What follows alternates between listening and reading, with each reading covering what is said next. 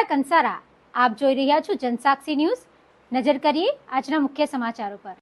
અંકલેશ્વર શહેરમાં ગેસ સિલિન્ડરની અછતને કારણે લોકો ફરી પરંપરાગત રીતે ઈંધણ તરફ વળ્યા છે। ખાસ કરીને માટીની બનાવટની સગડીની માંગમાં અચાનક વધારો થયો છે।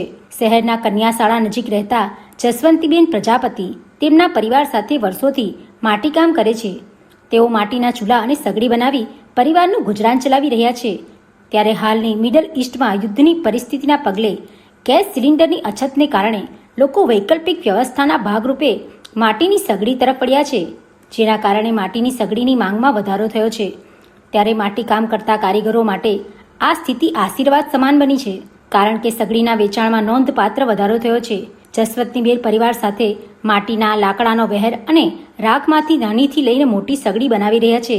ત્યારે આ સગડી ઓછી કિંમતમાં ઉપલબ્ધ હોવાથી હોટલના સંચાલકો અને ચાની લારી તેમજ નાસ્તાની દુકાન ધરાવતા વેપારીઓ મોટી સંખ્યામાં ખરીદી રહ્યા છે। સગડીમાં કોલસો અથવા લાકડાનો ઉપયોગ કરીને રસોઈ સરળતાથી કરી શકાય છે, જે હાલની પરિસ્થિતિમાં સસ્તું અને સરળ વિકલ્પ બની રહ્યો છે। માટીકામ કરતા સમુદાયના લોકોએ જણાવ્યું હતું કે લાંબા સમય પછી તેમના આ વ્યવસાયમાં આટલો ઉછાળો જોવા મળ્યો છે, જેના કારણે તેમના પરિવારોને આર્થિક રીતે મોટો ફાયદો થયો છે। ચૂલા માટીનું કામ કરીએ છીએ, નવડે ઓર્ડર આવતા નહોતા, હવે આવે છે। ગેસના બાટલા એ થયા છે એટલે હવે લોકો ઓર્ડર આલવા આવે છે। તે સગડીઓ નાનેથી મોટી બનાવું છું ને ચૂલા પણ બનાવું છું, અને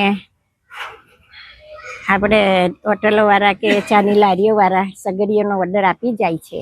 હવે વેચાણ કેવું ચાલે છે? હા, વેચાણ ચાલે છે। હવે અઠવાડિયાથી જ સારું ચાલે છે થોડું। અને માટીની સાથે શાનો ઉપયોગ કરો? માટીને સાથે હું છે તે વેર ને લાકડા એ પેલો રાખોડો લાવું છું ભટ્ટીનો। આમાં કેટલા જણ તમારા જોડાયેલા છે? અમે 2-3 જણ, 2-3 જણ એટલે ઘરના જ 2-3 જણ છે। એટલે હમણાં જાતે જ કરીએ છીએ, જાતે જ કરીએ છીએ। વેચાણ કેવું છે? વેચાણ આપણે સારું છે, જરા પહેલા કરતા સારું છે થોડું। પિન્ટુ મોદી, જનસાક્ષી ન્યૂઝ, અંકલેશ્વર।